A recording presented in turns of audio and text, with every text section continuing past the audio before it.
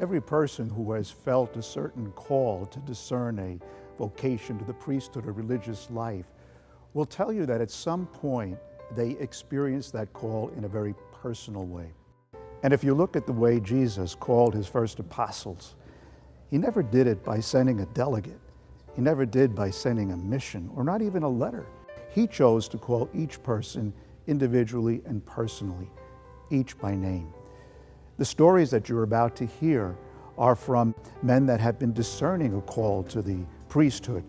And you'll see in each of these stories that they're all very, very unique, but each and every one of them in some stage of their development, in some stage of discernment of that call, will tell you that they've experienced this coming to them personally. Perhaps it was through another person, somebody else's example, maybe an experience that they had, but unmistakably there was that sense that the Lord was calling me by name, individually, as he may be calling you. Are you listening? At the end of the day, I'm deciding to pursue and discern the priesthood because I want to give my life for the life of the world. It's kind of big, and it's a little embarrassing to say that. But I see a thirst in people around me, and I see it in myself for Jesus Christ.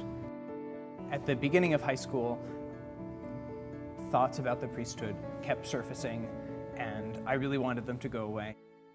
And eventually I realized that I had to look it in the face.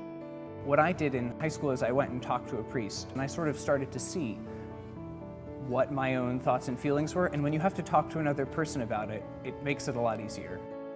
I think the biggest challenge facing young men who are discerning the priesthood today isn't a new challenge, it's fear.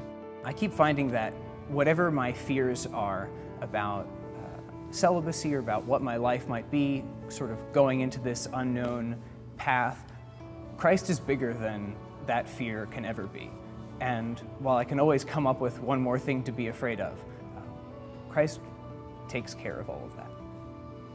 Over the course of my discernment, I think what I've learned the most about myself is that I'm not going to be satisfied as a person if I'm not giving myself for other people. I would encourage people who have had thoughts about the priesthood to try to spend a little more time in prayer with God. It sometimes takes a lot of effort to carve out that time, but if you stay close to him and pursue him, he pursues you and will make it clear what it is that he wants for your life.